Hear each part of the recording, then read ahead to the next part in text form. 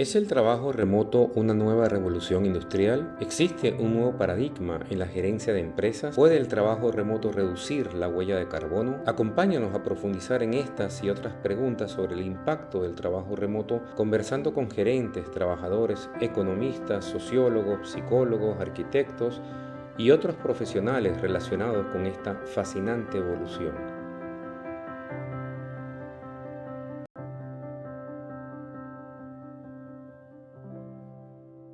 Bienvenidos a un nuevo capítulo de La Gran Renuncia. Nuestro invitado de hoy es Gustavo Rasetti. Es consultor en los temas relacionados a la cultura empresarial, asesorando a directores y gerentes sobre el diagnóstico, la implementación y el desarrollo de la cultura, lo que considera fundamental para el crecimiento sano de las empresas. Ha escrito varios libros, entre los que se destacan el bestseller Remote Not Distant y próximo a publicar Forward Talk, donde profundiza sobre la importancia y los retos de una correcta comunicación de los equipos dentro de las empresas. Hola Gustavo, ¿cómo estás? Gracias por aceptar nuestra invitación. Hola, ¿qué tal? ¿Cómo andan? ¿Todo bien? Muy bien, muy contentos de poder estar charlando con vos. Realmente es un placer, un gusto. Te hemos citado muchísimas veces a través de tus libros, tus bibliografías de referencia para nosotros, que nos gusta muchísimo el trabajo remoto, entonces la verdad es un honor que estés acá. Igualmente, gracias. Sí, Gustavo, para comenzar quería brevemente consultarte cómo eh, llegaste a toda esta área de la cultura en las empresas, en tu trayectoria. Comenzaste con el área de psicología, de marketing, inclusive trabajaste en empresas prestigiosas como Leo Burnett en marketing y llegaste después a una consultora que es Fearless Consulting, relacionado a principalmente creo el tema de la cultura en las empresas. Si nos puedes un poquito contar esa trayectoria. Totalmente. Te puedo contar la historia para el libro, te puedo contar la historia real. Como siempre digo algo, los cambios siempre surgen a partir de un evento, generalmente externo, que te invita a seguir el mismo camino o a reflexionar y tomar otro, ¿no? Y bueno, como comentaste, yo trabajé, bueno, en publicidad, marketing por más de 20, casi 30 años, en Argentina, después en Latinoamérica, en Estados Unidos y también en Europa. Y básicamente mi origen de carrera era en planeamiento estratégico, sobre todo la parte de psicología, de entender el comportamiento humano, que es lo que más me gusta. Y después, por distintas razones, terminé liderando, armé una compañía, se la vendí, por eso terminé viajando, digamos, me fueron relocalizando de estos países. Y en un momento sentí que lo que estaba haciendo no me servía, no me llenaba, no me satisfacía, sentía como que estaba en piloto automático. Y no porque lo hacía de taquito, porque no le ponía esfuerzo, pero era como que sentía que era más de lo mismo, mover de una agencia a otra, dar vuelta, etcétera. Y después me invitaron a un programa de liderazgo de cambio, ¿no? Change Leadership en Stanford, estuve ahí 3 meses y fue como así un, pum, un clic que me di cuenta que, bueno, mi frustración era un problema mío, no del exterior, que yo tenía que dar un cambio en mi carrera. Y entonces lo que dije es, bueno, yo sufrí malas culturas y buenas culturas como empleado, cometí muchos errores cuando me tocó liderar y entonces dije, bueno, ¿qué puedo aprender de eso? Una cosa interesante es que en mi rol, básicamente un montón de clientes me empezaban indirectamente a pedir asesoramiento sobre su equipo, sobre la cultura, sobre cómo lidiar con el jefe. Querían, o sea, nosotros vendíamos ideas, pero me di cuenta que las ideas sobran en las compañías, las compañías tienen mucho más talento del que se dan cuenta que tienen. Lo que les falta es una cultura que sea conduciva, que permita que esas ideas puedan no solamente generarse, sino que no mueran y puedan ver la luz del día. Un poquito para entender, digamos, de base, qué es la cultura o qué no es la cultura en las empresas. Mira, la cultura es algo que es muy difícil de definir, pero no es difícil de capturar, ¿no? Entonces, mucha gente pone ese dicho que dice que culture it's strategy for breakfast, de Peter Drucker. Bueno, que primero Peter Drucker no lo dijo, yo sigo diciendo a la gente no le importa porque es como que es cool ponerlo. Y segundo, que la cultura no reemplaza la estrategia. Una compañía sin una buena estrategia, por más que tengas una buena cultura, no va a ningún lado. Y hay, aunque no nos guste, compañías con muy buenas estrategias y malas culturas, sin embargo, son exitosas. Yo digo que la cultura es un acelerador tanto de lo bueno como de lo malo que tiene una compañía, ¿no? Es como un terreno fértil que permite que crezcan tanto buenos árboles o flores como yuyos. Depende de lo que plantes, depende de lo que quieras fomentar. Para mí todas las definiciones de cultura se quedan cortas, entonces me gusta más hablar de qué significa, de qué hablamos cuando hablamos de cultura. Y nuestro modelo es el ABC, son los ABCs de cultura, que es Alignment, Belonging y Collaboration. O sea, alineamiento, pertenencia, sea en español, sea que es una P, y colaboración. El alineamiento es la visión que queremos tener a largo plazo, que involucra el propósito, los valores, comportamientos, prioridades.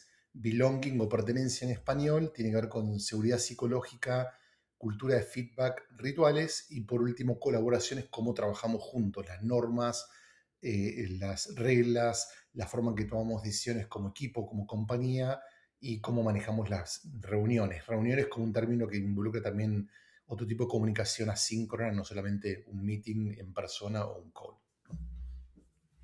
Ok. En el libro que escribiste, Remote Not Distant, que lo recomiendo muchísimo, ahí hablas del fundamento, ¿no? El fundamento de la empresa y mencionas que es la cultura. Entonces, ¿cómo es eso? Porque a veces, en general, hay la percepción como que, bueno, comenzamos a trabajar y después nos ocupamos de la cultura y vamos viendo sobre la marcha, pero ahí en tu libro lo expones como algo fundamental, ¿no? Como algo de inicio. Sí, por ejemplo, yo trabajo con grandes corporaciones, pero también con startups. Y hay startups que del momento que están empezando a contratar gente, empiezan a tener estas conversaciones de cuál es la cultura que queremos tener. O sea, Airbnb fue una compañía que desde el primer momento los socios entendieron que la cultura era clave y la trabajaron muy intencionalmente. Hay compañías que dicen, bueno, la cultura puede esperar, pero cuando puede esperar termina pasando lo que pasó con Uber, otro startup exitoso, pero que dejaron que la cultura se transformara en su peor enemigo, tóxica, de perseguir gente, de cualquier comportamiento, cortar esquinas, cut corners, cualquier cosa estaba permitida y eso nos llevó. Entonces, yo digo que desde el momento que hay personas interactuando, aunque sea un pequeño grupo, ya hay una cultura, ya hay principios, hay valores, hay formas de tomar decisiones, formas de comunicarnos, cosas que decimos, cosas que no. Entonces, la cultura no es algo que creás de afuera, lo creás de adentro hacia afuera, pero tenés que ser intencional. Y si no, o sea, como yo siempre digo, la cultura la tenés por diseño o por chance, ¿no? Sale por azar. Entonces, bueno, cuando sale por azar, puede terminar en cualquier lado. Claro, puede ser una cultura tóxica, como dices, o sea, siempre hay una cultura a la final, ¿no? O sea, si no la trabajas, va a la deriva y sí, sí, es una cosa que tienes que dedicarte, ¿no? A ver exactamente cómo la vas a tener en la empresa, porque es como que siempre hay una cultura, pero si no está bien definida, puedes terminar en algo desagradable. Totalmente, y desagradable y también no lo que necesitas, ¿no? Porque hay culturas, yo usé el término tóxico, vos lo trajiste, muchas veces cuando hablamos de toxicidad pensamos en violencia, miedo, acoso sexual, ¿no? Cosas, o sea, en romper la ley, pero también hay toxicidad que es ser demasiado nice, o sea, hay compañías que la gente se lleva demasiado bien, no les gusta el conflicto, funcionan como un grupo de amigos y eso tiene una forma de toxicidad porque la gente está forzada a, es cuando la, de cultura cult, a culto, ¿no? Como pasás ahí, que la gente está esperando a funcionar cosas, entonces no hablan de los temas reales, no discuten diferencias, todo el mundo tiene que estar en la misma página, y bueno, y eso tampoco es bueno, ¿no? ¿Y cómo se trabaja la cultura en el trabajo remoto, en el trabajo a distancia? Porque me la imagino un poco más a la cultura trabajada en un ambiente físico en común, en el día a día, con gente que vive en un mismo, por lo menos en una misma ciudad o una misma provincia, pero ya cuando hablamos de personas que están trabajando en toda la extensión del mundo, de diferentes culturas, aún, o sea, con diferentes culturas individuales personales, pues son de diferentes países, pero que tienen que pertenecer a una misma cultura de la empresa. ¿Cómo se da este lag, este lapso, esta diferencia? Buena pregunta. O sea, por un lado, volviendo a lo que comentaba Robert, que hablamos de intencionalidad. Y la intencionalidad tiene que existir en cualquier espacio. Obviamente en un espacio remoto tiene que ser todavía más intencional, porque en un momento en que vos te encontrás físicamente con gente, hay cosas que funcionan orgánicamente. Pero como yo digo, no todo lo que funciona orgánico es bueno. Por ejemplo, para mí un síntoma de un team saludable es que los equipos discuten en digamos, en el conference room, no importa si es remoto o no, y cuando cada uno va a su rincón, todos están en la misma página. Los equipos tóxicos o no están todos muy bien donde están en el call, pero después van al... Entonces, en una oficina hay mucha gente que va a tomar café, que va a tomar agua, y están hablando de las cosas que no hablaron en la reunión. Entonces, la parte física no genera necesariamente esa conexión. Yo uso, a veces cuando hago una presentación, uso una imagen que hay una pareja en una cama y los dos están mirando para lados distintos, cada uno chequeando su teléfono, ¿no? Entonces, lo que digo que presencia física no garantiza conexión. Y eso es algo, o sea, la conexión hay que buscarla. A veces se da sola, pero hay que buscarla. Hay muchas compañías que han sido desarrolladas remoto desde el momento y tienen miles de empleados en el mundo y funcionan perfecto y tienen una cultura fantástica.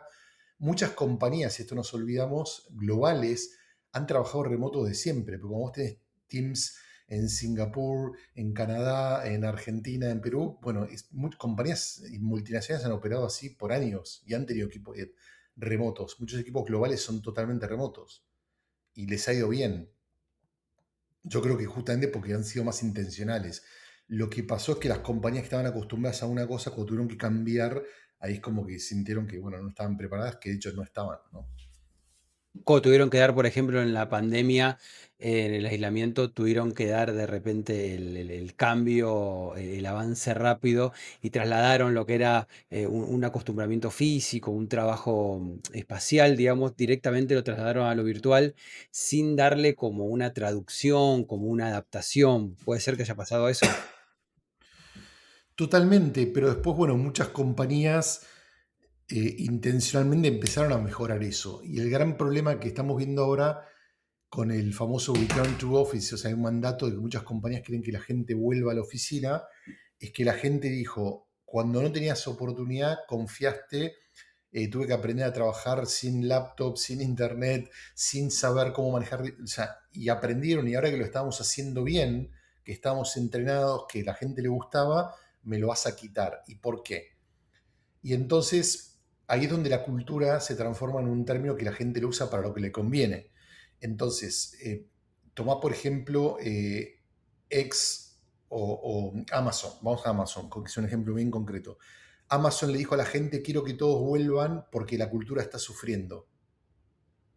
Y forzó a la gente a volver.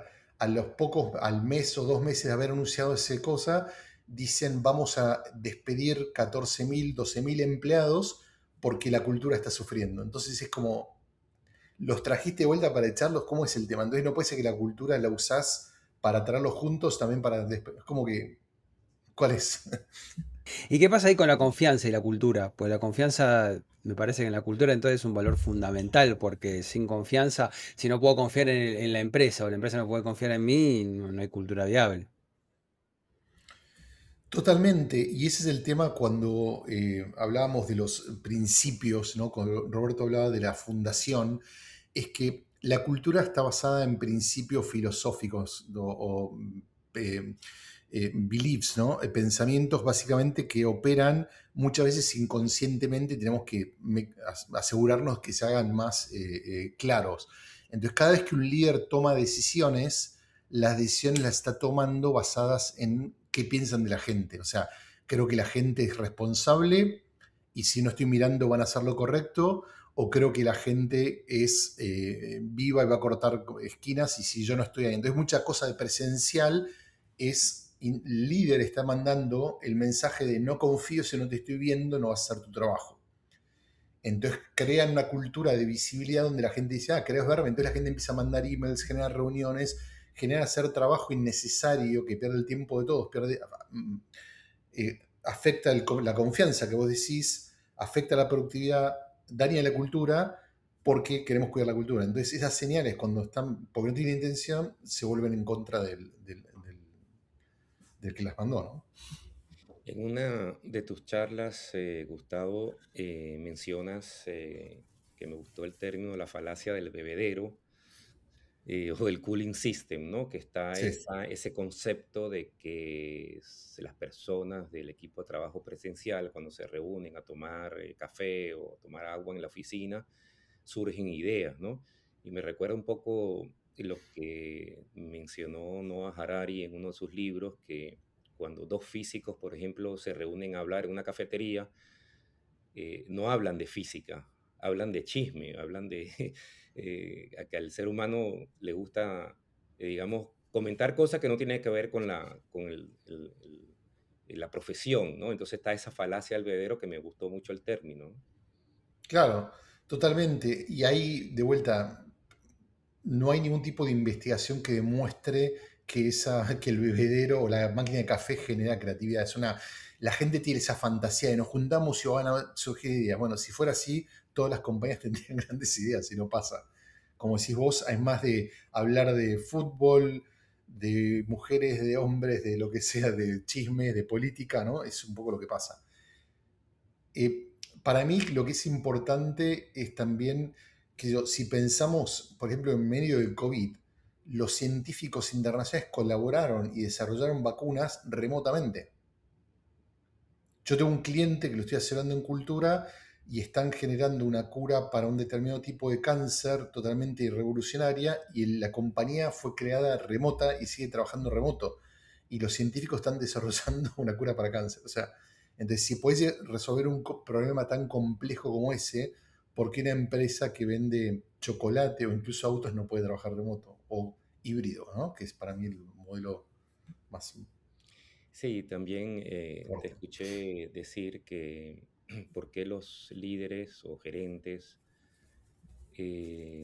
quieren que las personas vuelvan a las oficinas, y comentaste que, bueno, que el gerente remoto perdió como su estatus, como que ya no tiene quien le sirva café, como que no tiene su oficina especial. Em, yo creo que es así, ¿no? O sea, hay mucha resistencia porque, y por otro lado, quizás el gerente o los gerentes que eh, tienen que abordar una relación a distancia no saben muy bien. Bueno, primero está el tema también de la confianza, pero está un tema del estatus y hay otro tema de la confianza también que se habló anteriormente. Totalmente, el estatus y el confort que van de la mano, no la comodidad, porque de vuelta, es como decís vos, el líder pierde cierto estatus, pierde ser la estrella, pierde el venía a mi oficina en la esquina, ¿no? Pierde todas esas cosas y que la secretaria le sirva café, le imprima, pues el líder tiene que estar en la casa y no sabe usar la impresora o conectarse a Zoom. Yo lo he visto millones de veces y llamándote ahí, diciendo a la gente cómo me conecto, cómo hago que la cámara ande. Ahora, más allá de eso, de ese comentario que vos traes que hice, ¿qué está detrás de ese comportamiento? Y en definitiva, cuando yo trabajo con los clientes en diseñar su cultura, el líder tiene que diseñar la cultura que es buena para la empresa, no la cultura que es buena para ellos. Y muchos líderes tratan de imponer la cultura que les funciona a ellos, personalmente. Entonces, por ejemplo, un líder, y a mí me ha pasado, y es parte de los errores de aprendizaje mío, o sea, te moves de una empresa a la otra, a mí me mandaban de una agencia a otra a dar la vuelta, turnaround, y mi primera reacción era tratar de hacer que las cosas fueran como me había funcionado en otro lado o como a mí me convenía. Y con el tiempo aprendí, bueno, cada compañía necesita la cultura que le funciona mejor. Y entonces uno como líder también tiene que no cambiar, porque por algo te contratan a vos, pero ajustar tu liderazgo a la cultura y no imponer tu estilo, tu preferencia. Si a vos te gusta trabajar de oficina, no significa que entonces todos tus empleados tienen que hacer eso porque a vos te gusta o te conviene o te da estatus, ¿no? ¿Cómo podés charlar un poquito de la idea, o hablar un poquito de la idea o el concepto de deuda conversacional que vos desarrollás y trabajás bastante con respecto al trabajo remoto? Y además te sumo otra cosa, con el trabajo remoto asincrónico también. ¿No? Me están bombardeando por todos lados, veo que se prepararon. Estamos- Está bien. Es que tirás un montón de ideas que están buenísimas y está buenísimo para desarrollarlo. Sí, el tema de deuda conversacional, que justamente desarrollo no solamente porque es bastante compleja y tiene que ver con los ABCs, ¿no? Se materializa interesados y cómo resolverla justamente es el tema de mi próximo libro que sale en mayo, ya lo terminé, tiene etapa, todo está listo. Básicamente es el resultado, para los que no por ahí leyeron o hicieron el trabajo como ustedes, el resultado de las conversaciones que no tenemos, que evitamos o que tenemos muy superficialmente.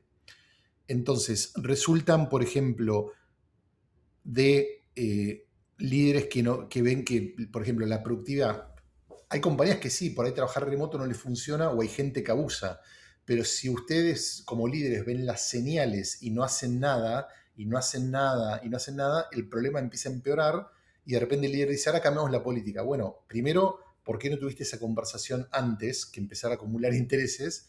Y segundo, por ahí hay un par de personas que están rompiendo la regla o abusando, ¿por qué vas a tomar una decisión que penaliza a todo el mundo? ¿No? Entonces, esa es una. En lugares remotos pasan muchas de las mismas cosas que pasan en el lugar físico.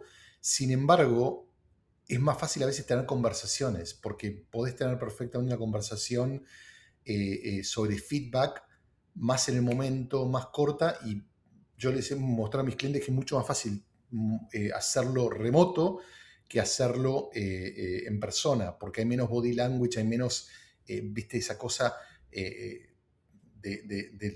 la emoción que se mete en el camino. Tomar decisiones, por ejemplo. Hay mucha gente que no quiere tomar decisiones. Parte de la deuda conversacional es, tenemos una reunión para decidir algo y ¿cómo termina? Bueno, tenemos que volver a juntarnos para decidir. O sea, es como que las reuniones de decisión terminan en reuniones de decisión. Eso genera deuda conversacional. Ahora, a nivel remoto, lo que estoy trabajando con muchos clientes es cómo decidir de manera síncrona. O sea, crear un documento. Por ejemplo, Cristian dice, tengo este problema, esto es lo que estoy pensando, este es el contexto, analícenlo. Entonces le das tiempo a que la gente pueda participar. Por ejemplo, hay gente que se pierde la conversación porque necesita pensar antes de opinar. Y en una reunión en persona todo tiene que ser rápido. Bueno, hay gente que su cerebro requiere, déjame procesar, déjame investigar y volver a vos, o es tímida y no quiere hablar en público. Hay muchas razones. Entonces, trabajar asíncronos le permite resolver eso. A un líder le permite parar y poder mirar las distintas opiniones de la gente, no para seguir todas, pero para considerarlas antes de tomar la decisión.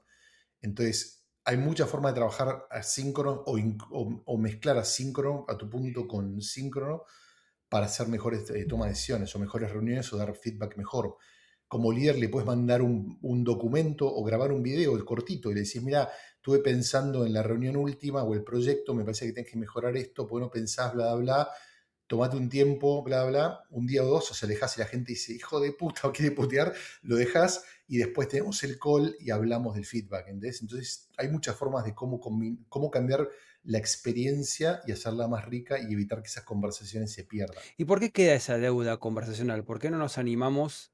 Igualmente no pasa en el trabajo, pasa en las familias también, en las parejas, con los amigos. Tenemos deudas conversacionales por todos lados en nuestra vida Total, diaria. me estás bombardeando, me estás bombardeando. Justo ayer estaba hablando con un escritor para que me escriba un blurb, viste los comentarios que van en los libros recomendando el libro, y me dice, ¿por qué limitar tu libro solamente a equipos? Esto funciona para familias, para que digo, todo el mundo está ahora como... Claro, totalmente. Pero bueno, yo creo que hay dos cosas. Primero, que la gente no se da cuenta. No se da cuenta del impacto, ¿no? De lo que hace. Segundo, tenemos este pensamiento mágico de que los problemas desaparecen por sí solos, ¿no? Como no hablemos de esto y se va a ir, no hablemos de este tema, se va a mejorar. Y la cosa es que es al revés, empeora. Ahora, una cosa que yo descubrí en el research para mi libro y construye sobre lo que Daniel Pink, uno de sus libros que se llama Regret, que en español, ¿cómo sería Regret? Es como las cosas que digamos, que te reprochas no haber hecho, ¿no? Que él hizo un estudio y yo después hice un estudio basado en eso para ver qué pasaba con las conversiones, y él descubrió que en la vida la gente que más se reprocha algo es la que dejó de tomar una decisión o hacer algo y no la que lo hizo. Por ejemplo, te querés mudar como Roberto y si me voy a vivir a Miami, o querés cambiar tu carrera, como me pasó a mí, o te querés divorciar, empezar otra relación, o querés, no sé, lo que sea, hay gente que todos en el momento ese, uy, esta decisión si la cago, ¿viste? Por ahí, boom, todo se va al demonio. Entonces, la gente que tomó la decisión, esas decisiones, desde muy grandes hasta más pequeñas, por ejemplo, tengo una amistad con alguien, hace años que no nos hablamos, se me ocurrió, bueno, tengo que llamarlo. La gente que lo hizo se arrepiente mucho menos de lo que la gente que no lo hizo. Porque si lo hiciste, sabes qué pasó. Ahora, si no, te quedás pensando de, bueno, uy, me va a decir que no, me va no sé cuánto. Entonces, en el tema de conversaciones, la gente que tiene conversaciones difíciles, hay estadísticas, ahora no me acuerdo de la fuente, pero 83% dicen mejoró la relación con la persona. Tenía miedo que me mandara al demonio, no me gusta que me dijera que no. Pudimos tener una relación más constructiva, mejoró la solución. O sea, hay un montón de impactos positivos. La gente que no tuvo la conversación se echa en cara diciendo, uy, puta, la cagué. O sea, Sí, y este tema de conversación que estás abordando, bueno, en este libro que vas a publicar próximamente, que se llama Talk Forward, que hace énfasis en eso. En un artículo, te bombardeo con otra cosa, en un artículo que escribiste recientemente, asking for help is not weakness, me pareció genial, me recordó un libro de Amanda Palmer, ujú, El arte, The Art of Asking. Ella era una artista ok, y lo que me queda de ese libro de ella es que la gente sí quiere dar, sí quiere, o sea, quiere ayudar, pero no le piden. Entonces, coméntanos un poco sobre este tema que es tan importante, porque también tú mencionas que nosotros nos aguantamos en pedir y llegamos a un punto que pedimos cuando ya estamos como agotados, o está todo muy, el ambiente muy pesado, y entonces también la forma como pedimos no es como la ideal porque nos aguantamos y tardamos un montón en pedir ayuda. totalmente. Y muy bueno el comentario final que hiciste porque como cuando uno ya llega que estás, es una cuestión de vida o muerte, no solamente que a la gente le estás, el pedido es mucho más crítico, ¿no? Dice, salvame de este proyecto que está a punto de morir, no es lo mismo que estamos trabados en la mitad del proyecto, ¿me ayudás? Pero a tu punto, también estamos uno tan estresados, con tantos miedos, sé que yo, que la forma en que lo pedimos suena desesperada, suena poco profesional, suena como le cargamos toda esa emoción a la persona que le pedimos, ¿no? Eh, la parte de ayuda es parte también de la deuda conversacional, las cosas que no pedimos.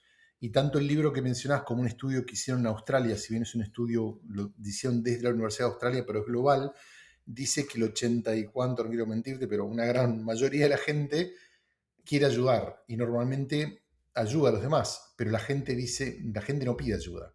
Y hay varias razones, pero las más importantes son primero que la gente no se da cuenta que necesita ayuda. Todos creemos que somos más capaces y más productivos y más lo que quieras que el resto, ¿no? Hay estudios que demuestran que si le preguntas a la gente si, en caso de Argentina, sos bueno haciendo un asado, manejas bien, todo el mundo te dice mejor que todos los demás. Entonces nadie puede estar arriba del promedio, porque si todo el mundo está arriba del promedio, ¿cómo generas ese promedio? La segunda razón es en el ámbito laboral, especialmente líderes, pero se aplica a todo el mundo, la expectativa es que tenemos que ser perfectos, tenemos que tener todas las respuestas, tenemos que saber todo. Entonces, cuando vos pedís ayuda, suena como que sos incompetente, que no sabés, entonces esa tensión es muy difícil, demostrar, bueno, hay algo que no sé. Pero en un mundo como este, ¿quién sabe de AI? Nadie, no hay expertos de AI. Hay gente que se llama experta en AI, pero todavía estamos recién empezando, ¿no? Aprendiendo. Y el tercer punto que tiene que ver con lo que contaba Cristian es la confianza. Suponete que vos reconoces que necesitas ayuda, la pedís, ahora confías en la gente que te va a ayudar. Hay líderes que te piden ayuda a vos, pero después siguen trabajando en el proyecto de ellos, o le piden ayuda a otro, o te están mirando a ver qué haces. Es como que entonces decís, bueno, pero si no confías en quien pide ayuda, ¿para qué le pedís? ¿No? Entonces, bueno, es como que hay varias variables, pero definitivamente parte de la deuda conversacional es pedir ayuda. Mucha gente no pide ayuda y las cosas explotan y a tu punto pide muy tarde y cuando es tarde, primero por ahí no lo pueden ya ayudar, las consecuencias son más graves y encima la persona pide de una manera que no es la mejor, ¿no? Sí, lo que dices también que se extiende a los líderes, sobre todo en las situaciones en que el líder debe o tiene que delegar, porque no puede hacer todo, entonces ahí se pone a prueba también eso de la confianza.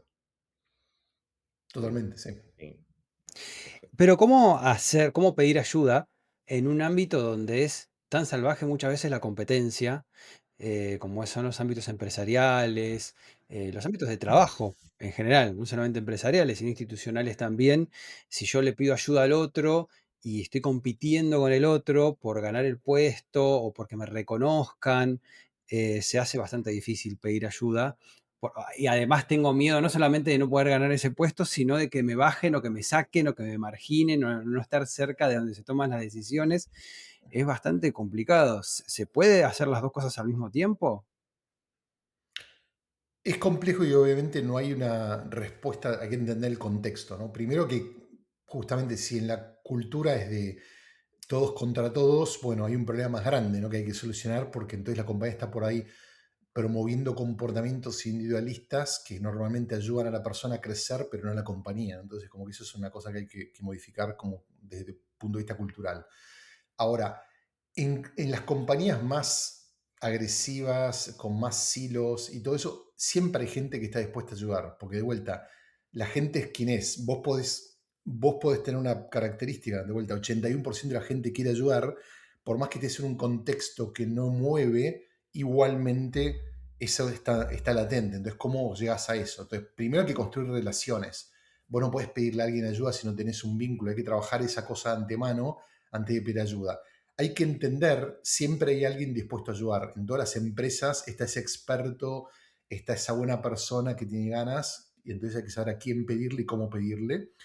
Y por otro lado, hay una cosa para mí que es parte de la paradoja del comportamiento, que no pedimos ayuda para no mostrar nuestra debilidad, pero cuando haces las cosas a media máquina, pues te falta esa ayuda, después tus resultados te traicionan. Entonces, como que el que pide ayuda termina con resultados demostrando a la larga que hizo la cosa correcta, ¿no? Mencionaste a Daniel Pink, él también escribió Drive o eh, Ujú. Motivación, Drive. Y él en su libro habla de la importancia para la motivación de que la persona tenga flexibilidad, autonomía y desarrollo profesional. Y flexibilidad y autonomía son dos puntos que en el trabajo remoto existen, porque hay flexibilidad y la persona pues es autónoma para hacer su trabajo. ¿Por qué esa resistencia de las empresas, sabiendo que la flexibilidad y la autonomía son motivadores para los trabajadores, tienen esa resistencia a la presencialidad? Porque la flexibilidad es lo opuesto a controlar y muchos líderes todavía tienen su reputación y su imagen basada en controlar. El líder se siente más poderoso cuando él dice cómo se hacen las cosas en vez de cuando el equipo dice cómo se hacen las cosas. Volviendo al tema de cultura, hablamos de alineamiento. El alineamiento, qué queremos lograr, es lo que el líder domina. Ahora, ¿cómo llegar ahí? Para eso estamos pagando a la gente. Si vos como líder querés ser el que dice cómo, a dónde llegar, cómo hacerlo, bla, bla, la gente dice, bueno, ¿para qué me estás pagando? Entonces le estás como eh, eh, perdiendo tu inversión porque la gente se va a quedar con las ideas. Parte de la deuda conversacional es cuando la gente dice, eh, lo que yo comento, opino, sugiero, nunca has tenido en cuenta, no pasa nada, dejan de proponer. Entonces las mejores ideas se las queda la gente, nunca llegan al liderazgo. Mm. ¿Y ves alguna diferencia? ¿Cuál sería entre Latinoamérica, gerentes, directores de Latinoamérica con gerentes en Estados Unidos o Europa? Hay, yo digo cada vez las diferencias regionales, o sea, siguen existiendo porque la cultura viene de años, ¿no? Estaba leyendo una cosa que descubrieron que la primera vez que el ser humano prendió fuego fueron hace 400.000 años, no mucho más viejo de lo que pensaban que era. Entonces todo eso, nuestra fascinación con el fuego no es moderna, viene arrastrándose. Entonces la cultura es eso. Hay cosas que son únicas de cada tipo de cultura, pero por otro lado, hay cosas cada vez más comunes porque la educación, los modelos, lo que la gente lee, las películas, todo eso que nos muestra cómo liderar es común, hoy no es como más globalizado. Eh, en Latinoamérica hay un poco más de desarrollo heroico, el líder que quiere ser el que lo sabe todo, el que coso. Hay ciertos países en particular, por ejemplo México o también un poco norte de Sudamérica, donde los líderes son más controladores que en otros lados, pero en toda Latinoamérica el líder necesita ser como el héroe, ¿no? Hay una decisión ahí. Ahora en Estados Unidos eso pasa, pero pasa quizás más encubierto. O sea, es como que el liderazgo hace lo mismo, pero quieren parecer más participativos, más, o sea, es como que se disfrazan de la nueva teoría del liderazgo, pero el comportamiento sigue siendo el mismo. Interesante. Me hace acordar un poco, no sé si viste la serie de Office con Sí. el que es el Ujú, gerente, que intenta como a través de diferentes cosas ser como muy copado, muy buena onda y detrás hay una cosa de control también. Quizás porque estaba de moda en algún momento o es lo que... ¿Por qué se da ujú. esto? ¿Por qué te parece? ¿Porque está de moda? ¿Porque es lo que hay que hacer? Y no hay una real convicción. Yo creo dos cosas. Primero, que el concepto de liderazgo está sobrevalorado. El líder en particular es un problema societario que seguimos pensando que el líder nos va a salvar, ¿no? Desde Jesucristo o Mahoma hasta Gandhi o quien sea, es como que seguimos poniendo todo que viene una persona y de vuelta, una cosa que es rarísima, los salarios de los CEOs siguen siendo cada vez más grandes, buenos, y no hay en ningún momento nada que demuestre que una persona viene acá, toca y todo o sea, la innovación. Steve Jobs era un genio, un tipo con una enorme reputación, pero cuando le propusieron hacer el Genius Bar, que es el sistema de soporte técnico de Apple, lo resistió a morir. Cuando eligieron lanzar el iPhone, dijo que era la peor idea que había escuchado en su vida y hoy es el producto que más vende. Entonces la gente tuvo que empujar. Te demuestra dos cosas, que los líderes se equivocan y eso los hace humanos. Y segundo, que grandes ideas que todo el mundo atribuye a una persona salieron de otro lado. Pero la prensa es Steve Jobs hizo esto porque él estaba en el evento de lanzamiento. ¿Entendés? Entonces no le quito mérito a él, pero creo que es como que los libros, todo el storytelling que hay alrededor de los líderes se pone, viste, todo lo que pasa lo hicieron ellos y la gente parecen idiotas como que lo siguen. Y no es así. Y es un gran problema que tenemos. Entonces es como que los líderes se nutren de eso, pues dicen, si a este le fue bien así, yo tengo que hacer lo mismo. Y la gente dice, si los líderes son tan genios, yo tengo que obedecerle a todo lo que me digan. Entonces dices, bueno, pero... Bueno, a Robert, hay algo que vos siempre nada. te planteas. Perdón. Elon Musk no inventó los autos Teslas, no inventó la tecnología de Tesla, Claro. compró la compañía, ya venía, o sea, bueno. Robert, te iba a citar tu idea de siempre, que es la de una especie de líder invisible, ¿no? Si es posible, porque el líder está como muy expuesto, muy ahí en la vidriera, y Roberto siempre habla de esto. Va, si querés Sí, bueno, desarrollarlo, Robert. claro, esa idea de cuestionar, ¿no? El tema del gerente en sí y lo que está hablando Gustavo lo relaciona también con lo que es la holocracia o, digamos, la inteligencia colectiva, Ujú, que hay mucho más,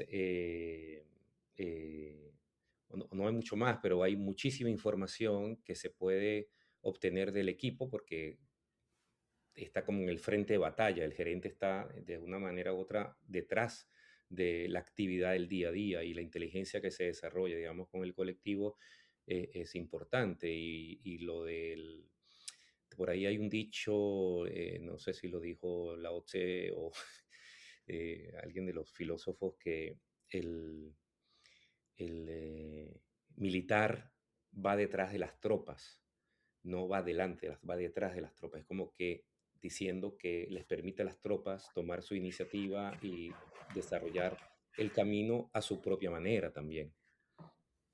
ujú.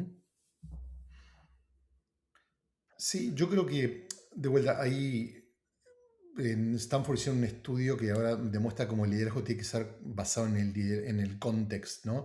En ciertos momentos necesitas que el líder vaya adelante, como la película Braveheart, que el líder va, entonces todo el mundo toma coraje y lo sigue, y en muchos otros momentos tenés que correrte de la escena y estar atrás. Depende, o sea, en una crisis el líder tiene que tomar decisiones, ¿no? O sea, tiene que meterse mucho más ahí, en situaciones normales tiene que step back. Eh, por eso me parece que es como contextual, ¿no? O sea, en un poco. Hablando de invisibilidad, lo que me vino a la cabeza es que el líder, ahora que hablamos tanto de generación de contenido por ChatGPT, Claude y etcétera, lo que falta en el mundo es curación. O sea, cualquiera puede traer una idea, pero la mayoría de las ideas que se generan son malas. Ahora, la habilidad del líder no es generar las ideas, sino identificar qué ideas tienen potencial, qué ideas van a surgir, ¿no? Eso de curar lo que sale del equipo. Vos hablaste, Robert, de la inteligencia colectiva. Bueno, si la inteligencia colectiva está disparando, bueno, ¿quién la normaliza? Yo algo que aprendí mucho en trabajando en publicidad, que los buenos directores creativos no son los que tienen la mejor idea, son el que sabe conectar qué idea va mejor para qué cliente, para qué contexto y ver el potencial de algo que por ahí no tiene, nadie lo ve, pero ver, bueno, esta idea va a llegar a buen puerto, ¿no? Entonces, el concepto de curar ideas para mí es un atributo crítico en este mundo para líderes, ¿no? Y no se habla tanto de eso. Vos hablas en un momento del concepto de workflow. ¿Tiene que ver con esto? ¿Con la curaduría? Y tiene que ver con que cuando hoy se genera mucho más, cada vez se genera contenido más rápido, no es ahora, porque antes en social media, y cada vez el contenido, cuanto más cantidad generás, más calidad baja. O sea, ChatGPT te puede escribir 5 copies, te puede escribir 10 artículos, pero la mayoría son mala calidad. Entonces la gente genera cosas mucho más rápidas, escribe emails más rápidos, hace reportes, entonces arma presentaciones más rápido. ¿Y qué pasa? Muchos de esos tienen mala calidad, tienen problemas básicos. Entonces te lo mandan a vos y el tipo se lo sacó de encima más rápido, pero pasa a ser un problema de Cristian o de Roberto, que tienen que de un PowerPoint que es malísimo transformar en algo, una idea que es malísima transformar en algo, un mail que no existe, que bueno. Entonces la otra persona siente, hice mi trabajo bien, lo hice rápido, y en realidad la carga laboral va a la persona que recibe ese workshop, ¿no? Ahora, con el tema que hablamos de la flexibilidad, volviendo a eso, las personas, bueno, los trabajadores, los equipos de trabajo se dieron cuenta de las ventajas, digamos, para la calidad de vida de tener flexibilidad y son, digamos, ventajas que se han visto en el trabajo remoto, pero que también el trabajo presencial afecta al trabajo presencial. Es decir, toda esta, digamos, revolución en el sentido de que la gente empezó a trabajar desde casa masivamente, trajo a la mesa, bueno, esto, el tema de la confianza, o sea, la empresa exige al empleado que confíe en la empresa, pero la empresa no confía en el empleado que está haciendo su trabajo. Y el tema de la flexibilidad. Entonces, sí, ok, puedo trabajar presencial, pero ¿dónde queda la flexibilidad? Quiero entrar a cierta hora, quiero salir a cierta hora. O sea, que las oficinas o las empresas también que quieran de alguna manera tener presencialidad van a tener que trabajar sobre el punto de la flexibilidad en los horarios, aunque sea presencial, ¿no? Totalmente, la flexibilidad no es límite, es un muy buen punto que no está limitada solamente a lo remoto, sino también tiene que aplicarse ahí.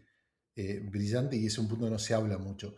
Para mí el gran problema es que, escribo un libro aparte, mucho antes de explotar a todo esto, que es, estamos todavía en la conversación en los líderes es oficina o no oficina, y ese es solamente uno de los tantos elementos. Lo que no estamos hablando es lo más importante, cómo hacemos para generar el mejor trabajo. A tu punto, yo, o sea, bueno, obviamente tengo mi empresa, tengo mucha independencia, pero eh, hay días que no hago nada o trabajo muy relajado, hay días que me quedo hasta las 3 de la mañana escribiendo un artículo o haciendo un proyecto para el cliente. La semana pasada tuve que viajar y me la pasé de una ciudad a otra, bla, bla, bla, sin tener un minuto para respirar, porque tenía que hacer trabajo para cliente. O sea, te adaptás a lo que sirve y haces lo que es mejor para tu cliente, para tu trabajo.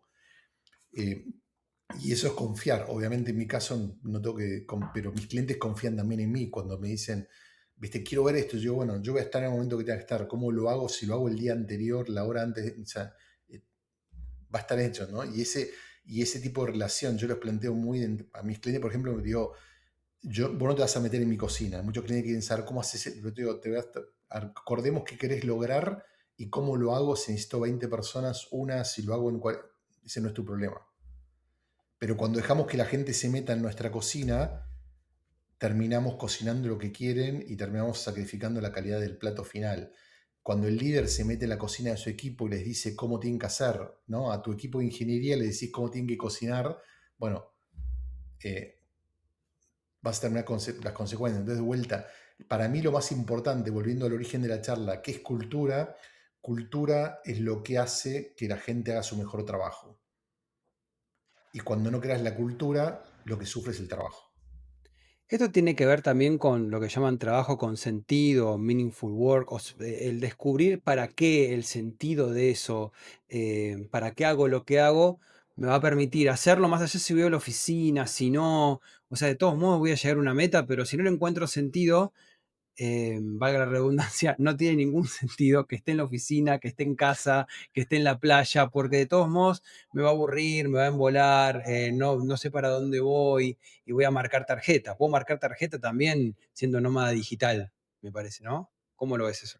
Claro, si construimos en la metáfora de Robert que decía los líderes tienen que ser invisibles, pero sus palabras no, ¿no? Entonces, o su inspiración no. Entonces, el momento que vos estás, no importa si es en tu casa o en la oficina, tenés que estar conectando con qué es lo que el líder quiere lograr, o mejor dicho, qué es lo que el líder quiere que todos logremos, ¿no?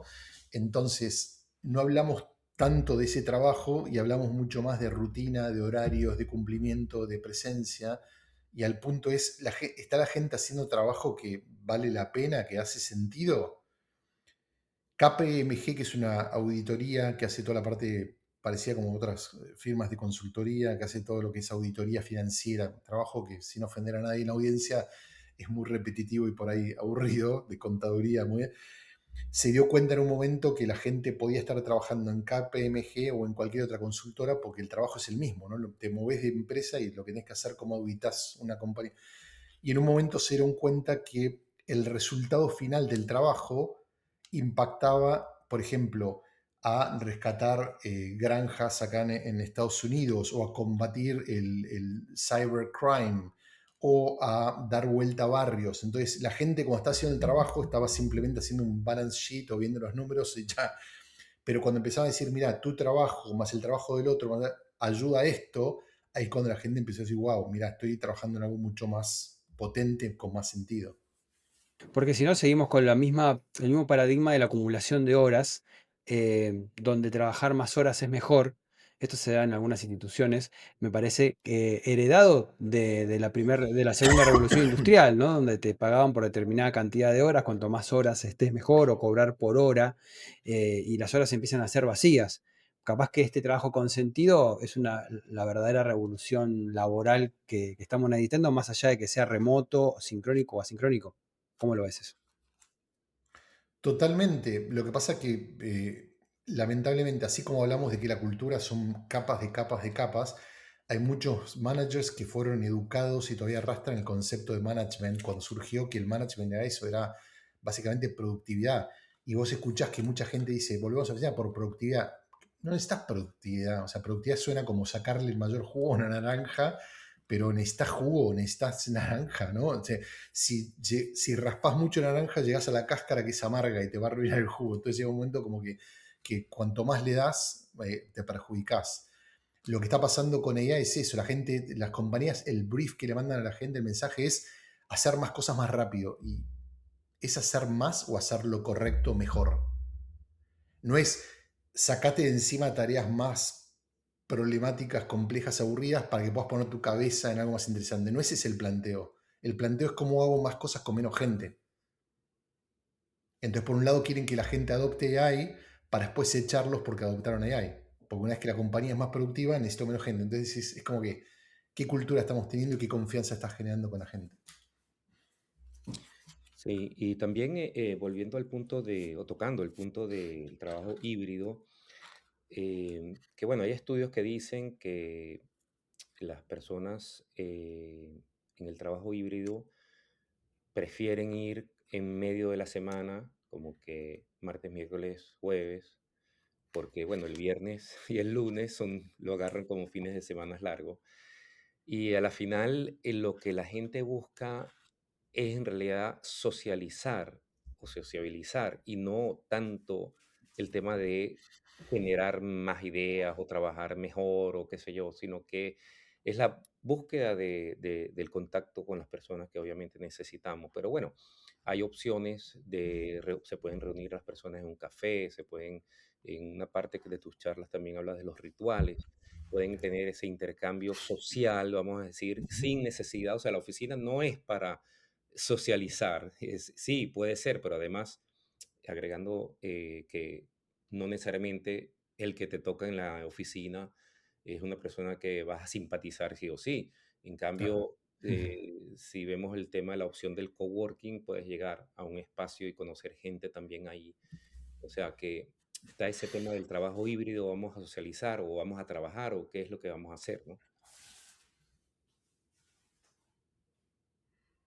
¿Cómo lo ves Sí. en ese sentido? No, yo creo dos cosas. Primero que si uno es líder, en vez de ir en contra de la corriente, tenés que entender por qué la gente hace las cosas que hace. Asumir positive intent. Entonces, si la gente quiere socializar, primero, la principal, uno de los principales ingredientes para construir trust, confianza, es conocer a la gente personalmente. Entonces, las empresas que trabajan básicamente remoto, cuando se juntan, porque ese es el tema, las empresas que son 100% remoto, se juntan cada tanto, no es que nunca se ven, pero cuando se juntan, invierten un montón de tiempo en socializar, porque ya trabajan todo el tiempo, necesitan, hablemos de la vida, construyamos relaciones, conectemos, porque después eso hace más fluida las conversaciones vía email. Cuando vos recibís un email de alguien que no sabes o pensás que es el tipo de finanzas de no sé qué, pero no tenés ningún tipo de vínculo, es distinta tu reacción que cuando te acordaste que estuviste divirtiéndote. Entonces hay que invertir en esa parte, por un lado. Entonces, ¿por qué la gente quiere verse? Porque no quieren trabajar, no, porque necesitan socializar, es parte de generar esa confianza. Ahora, el otro tema es, no todo es mágico, hay gente que abusa del sistema, pero no todos abusan del sistema. Entonces, la flexibilidad, Pink habla de autonomía, ¿no? O sea, es básicamente viene con responsabilidad. Yo te doy flexibilidad, vos elegí cómo, pero el trabajo tiene que estar, los resultados tienen que estar. Y ahí vuelvo a la deuda conversacional. Muchos líderes con los que yo he hablado durante un montón de tiempo no dijeron nada. Cuando empezaron a ver que había gente que abusaba, cuando empezaron a ver que por ahí la productividad bajaba, que la calidad del trabajo empezó a afectarse, no dijeron nada. Cuando era un problemita, no pidieron ayuda. Hey, vamos. Y una vez que empezó a hacer más cosas, hey, cambiamos todo. Y mucha gente dijo, pero si estaba todo bien. Mm, sí.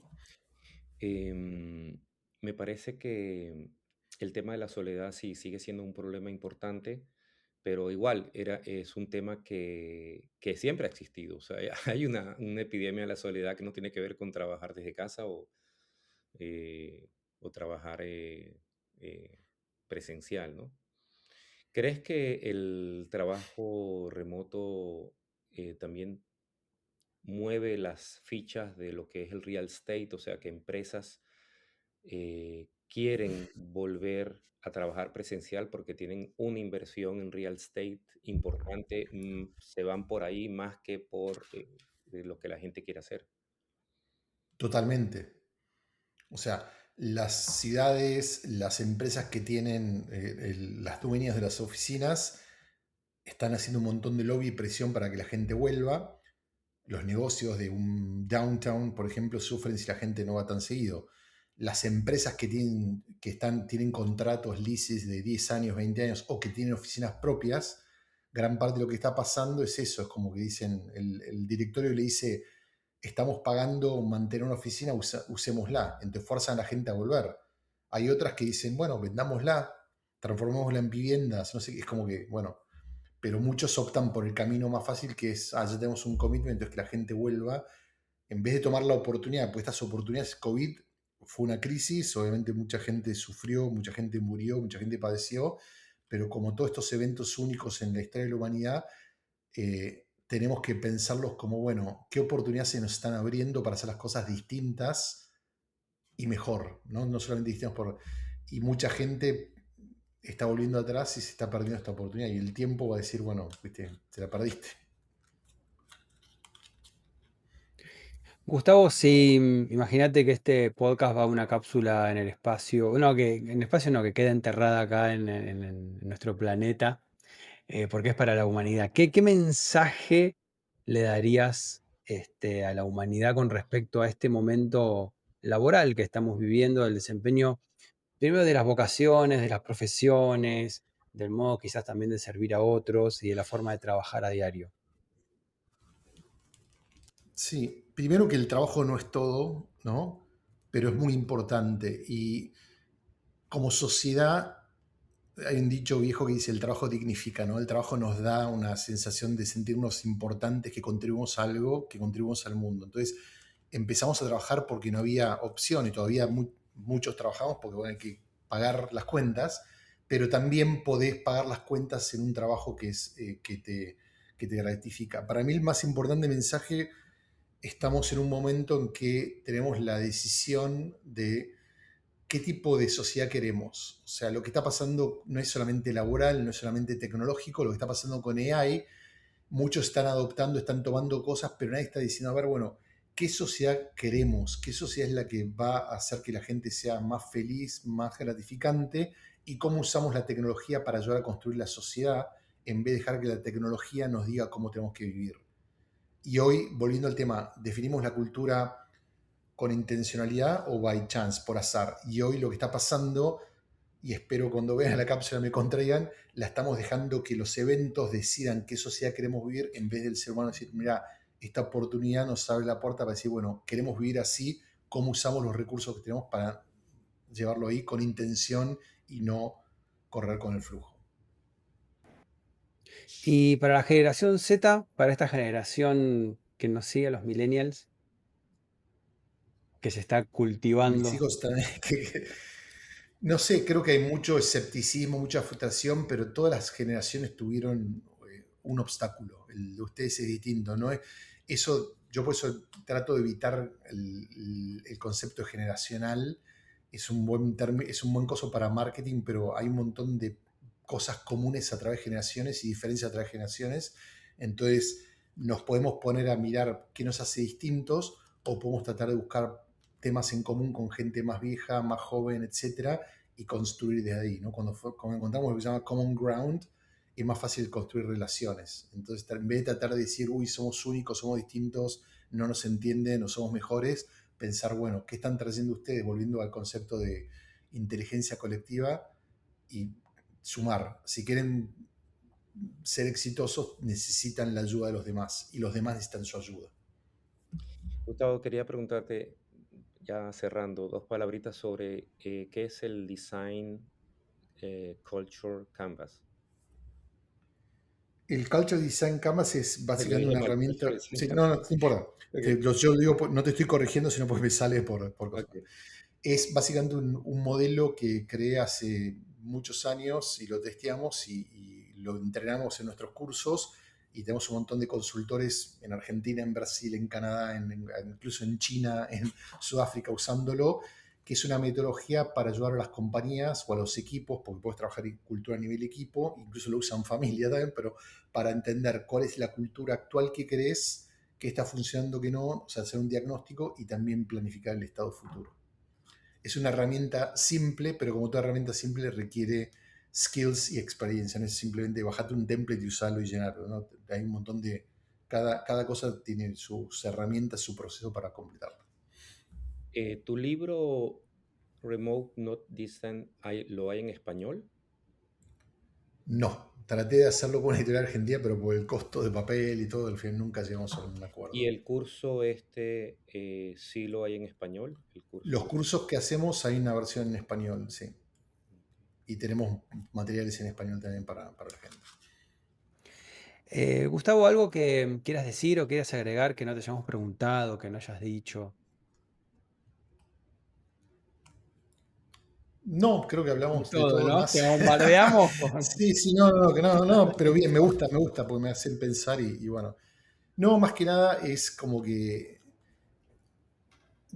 como una reflexión que yo digo, la gente, las organizaciones tienen la cultura que se merecen, tanto buena como malo, y los empleados, la gente, no importa el cargo que tienen, juegan un rol mucho más grande del que piensan. Cuando hay una cultura que no está bien, cuando hay una cultura que está medio tóxica, lo que sea, es fácil echarle la culpa a los líderes. Sí, los líderes cumplen un rol muy importante, pero la cultura es tóxica porque todos los demás miran para otro lado o hacen lo cosas. Entonces, todas las culturas tóxicas empezaron como alguien diciendo una esto, hacer, y la gente dijo, bueno, hagámoslo, miremos, pues no pasa nada. Entonces, cuando no les gusta la cultura, tienen que entender que ustedes son parte de eso. Ustedes de alguna manera, o por quedarse, o por haber dicho que sí o no levantar la mano, también están contribuyendo a que la cultura sea. Entonces, eh,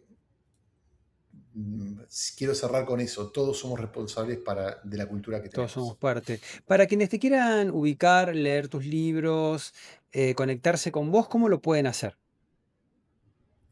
La forma más rápida es buscarme en LinkedIn. Creo que soy el único Gustavo Rasetti con 2 Z, 2 Ts, con lo cual ahí pueden encontrar. Pueden ir a nuestra página que es fearlessculture.design, o sea, fearless con doble S, culture.design. Y ahí van a encontrar toda la información, digamos, de programas, de herramientas, sobre mí, etc. Pero si empiezan por LinkedIn, ahí pueden empezar a encontrar todo, ¿no? Gustavo Rasetti, ha sido un verdadero placer charlar con vos en este nuevo episodio de La Gran Renuncia. Muchísimas gracias por haber estado con nosotros. Un placer y gracias por la invitación. Encantado de charlar con ustedes y gracias por la batería de preguntas, por Gracias. bombardearme. Muy bien. Y si te gustó este episodio, no te olvides de darle clic en la campanita para suscribirte a nuestro canal. Nos apasiona el trabajo remoto y queremos difundir toda esta información. ¿Nos ayudás? Suscribiéndote, difundiendo y compartiendo este programa. Nos vemos en el episodio que viene.